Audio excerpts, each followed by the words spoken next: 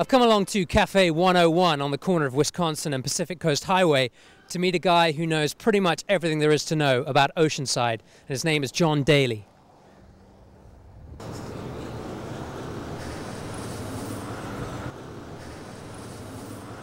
So I'm here with John Daley, who's the owner of 101 Cafe.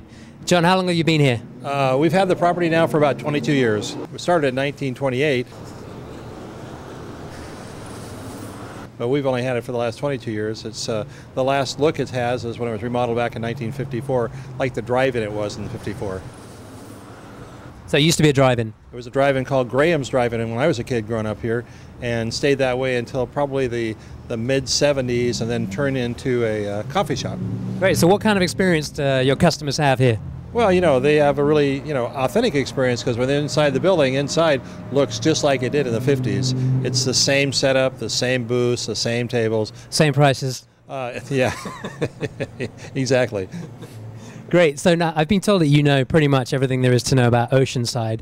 So maybe you can give me a little 101 on Oceanside. Well, Oceanside began as a train town. The community was really out in the valley, a little community called San Luis Rey. But when they brought the train up to the coastal area in Oceanside, and in a community later to become Oceanside, there was nothing up here but just, brush. That trail brought people up here, and Oceanside started in the 1880s. And started as a train town, and then of course what's ironic about that now, all these years later, it's the second busiest rail location in the entire state of California. That's impressive. Now, what kind of a place is Oceanside? I mean, it's obviously busy, there's a lot of surfing, there's a lot of tourists here, but what can people expect when they come to visit Oceanside? Well, most of the guests that come to Oceanside that I talk to think they've come to paradise because they get good weather, they get the kind of weather they wouldn't expect in the different times of year. They enjoy that. Of course, we have the ocean, we have the history, we have the Mission going all the way back to Mission. We had a lot of open space east of us. We can get to the mountains in 30 minutes, or we can get to the Legoland, or we can get to Disneyland in a very short period of time. So we're well located for tourists. Great. So tell me a little bit more about the cafe. I mean, who comes by here? What's your clientele typically like?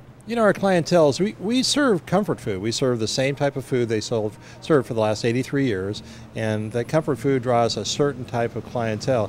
That doesn't mean we don't have vegetarian items, and we don't have good salads and things you could do if you're not looking for comfort food. But, that kind of person, we get a lot of locals and certainly get a lot of tourists. What's the best thing on the menu? It's. I think one of the hidden things on the menu is we serve a lot of turkey.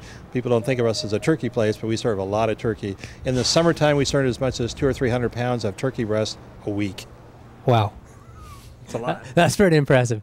Now, top 3 things to do in Oceanside, what would you say? Well, stop at the 101 Cafe so you can find out what the good things are to do in Oceanside. You got to go by the beach and the Strand. Our pier has been there. The first one was built in the 1880s. The pier that's there now is our 6th pier. It's a great walk on that pier. You get to walk on water. It's a wonderful place. The other thing is, you got to visit the Mission San Luis Rey. It's an incredible building. It was built in the 1800s, 1812. Incredible, facade. Was the biggest mission in all of California.